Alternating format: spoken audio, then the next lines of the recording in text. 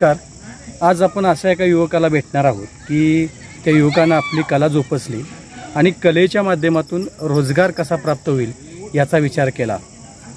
प्रत्येकाला सरकारी नोकरी मिळेल असं नाही, तर आपल्या कलेतून किंवा आपल्या छंदातून आपण रोजगाराची संधी उपलब्ध करून दिल्या पाहिजेत आणि त्या केल्या पाहिजेत, तरच आपलं कुटुंब चालेल। न असता न संकोच बाळगता आपल्यामधली कला ही समाजासमोर आणली पाहिजे, तरच समाज तुम्हाला मान्य करेल, त्यातून रोजगार निर्माण होईल, आपलं कुटुंब चालेल।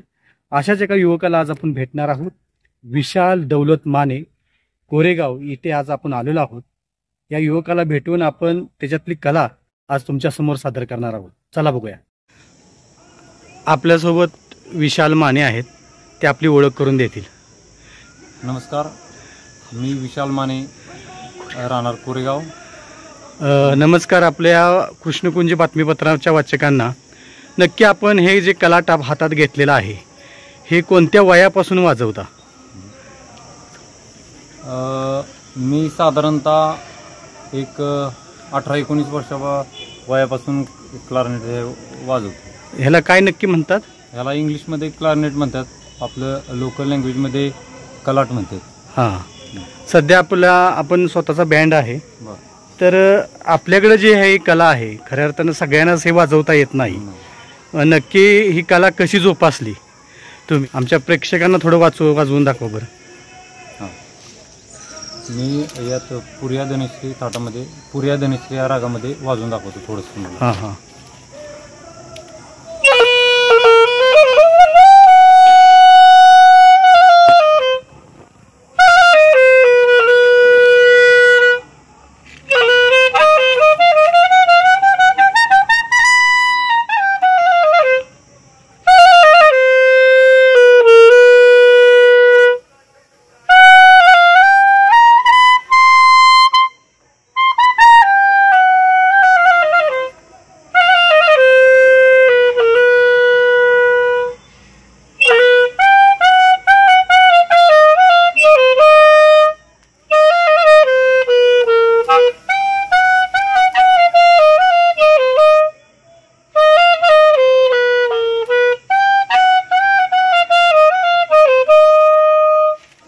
अतिशय सुंदर असं त्यांनी वाद्यन वाजवलं। नक्की ही कला तुम्ही कुणाकडनं घेतली, तुम्हाला कुणी शिकवली? मला आमचे गुरुवर्य आहेत,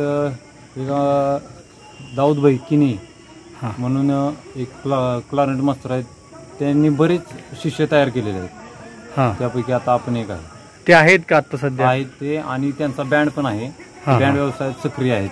हां, म्हणजे कुठल्या गावातला आहेत ते? ते पेठ किनी पाडळे किनी या गावामध्ये ते आहेत तुमचे गुरु। तर आपलं शिक्षण किती झालेलं आहे? माझं M.Com झालंय, माझं स्पेशल बँकिंग आहे। बघा, युवकांनी लक्षात घ्यायला, आपलं शिक्षण असून सुद्धा न लाजता न घाबरता समाजासमोर आपण जर आपली कला सादर केली तर निश्चितपणे रोजगार प्राप्त होतो। नक्की आजच्या युवकांनी कसा प्रकारचा व्यवसाय केला पाहिजे? म्हणजे अनेक युवक म्हणतात की मला नोकरी नाही किंवा व्यवसाय करत नाहीत, अशा युवकांना तुम्ही काय सांगाल?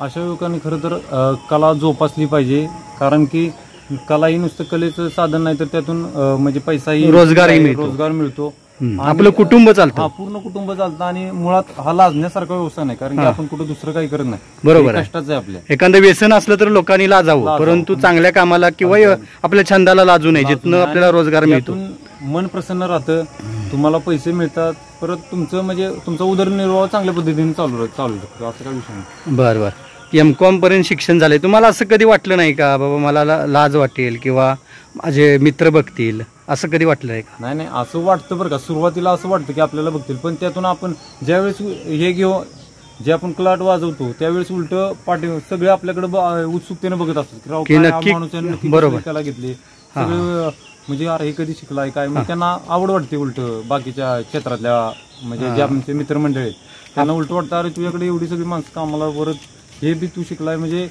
कलेचं एक हे। आपल्या बँडचं नाव काय आहे नक्की? शिवराज बँड कोरेगाव। शिवराज बँड कोरेगाव मध्ये आहे। बघा मित्रांनो, आपणही असे कला जोपासली पाहिजे। एखादं सुंदर असं गाणं आमच्या प्रेक्षकांसाठी ऐकून दाखवा।